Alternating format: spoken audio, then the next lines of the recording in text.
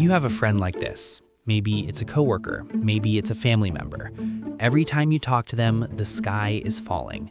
Their car broke down, then their landlord raised the rent, then they got the flu, then their boss yelled at them for something that wasn't their fault. It's a relentless, unending parade of catastrophes. And when you listen to them, you probably feel sympathy.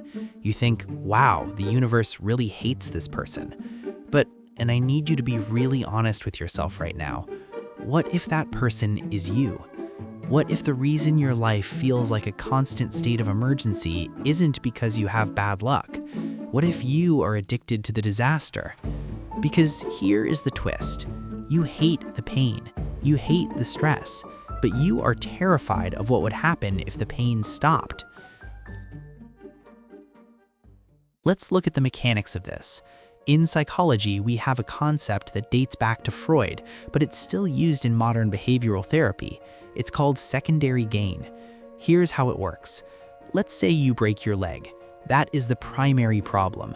It hurts, you can't walk, it's objectively bad. But because your leg is broken, you get to stay in bed. People bring you soup. You don't have to go to that job you hate. You get an extension on that impossible deadline. Those benefits, that is the secondary gain. The pain buys you a ticket out of responsibility. Now, apply this to your life. If you are always in a crisis, if you are always the victim of circumstance, you have the ultimate get-out-of-jail-free card. Did you fail that exam? Well, of course you did. Your computer crashed the night before. Did you snap at your partner? Well, of course you did. You're under so much pressure at work. The disaster becomes a shield. It protects you from the one thing that scares you more than failure: expectation. As long as you are struggling, nobody expects you to be great. They just expect you to survive, and that bar is very, very low. Here is the turn. Here is the part that hurts. You have built your identity around your scars.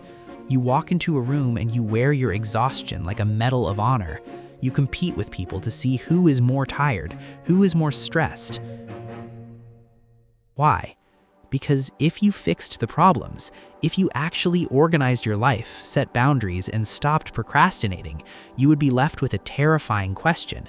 Who am I when nothing is wrong? If the chaos stops, you are just a person who has to show up, a person who has to try, a person who might try their absolute best and still fail. And that is the fear. If you try your hardest and fail, it proves you weren't good enough. But if you self-sabotage, if you wait until the last minute and then fail, you can say, well, I didn't have enough time. You are manufacturing disasters to protect your ego. You thrive on the disaster because it gives you an excuse to never test your actual limits. You're choosing the misery of chaos over the terror of accountability. So, how do you stop? First, you have to ruin the payoff. You have to stop accepting the sympathy. When you start complaining about how busy you are, catch yourself, stop, realize that you are fishing for someone to say, oh, poor you. Don't take the bait. Second, you have to accept that a boring life is a scary life. Peace is boring. Stability is boring. When you first start fixing this, when you actually do the work early, when you pay the bills on time, you're going to feel anxious. You're going to feel a void where the adrenaline used to be. Don't fill it with a new problem. Sit in the boredom. You have to decide that you want a life that is good rather than a life that is dramatic. You don't need to be a tragic hero to matter. You don't need a crisis to justify taking a break. You can just take a break. Put down the hammer.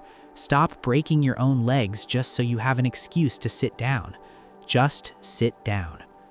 Thanks for watching.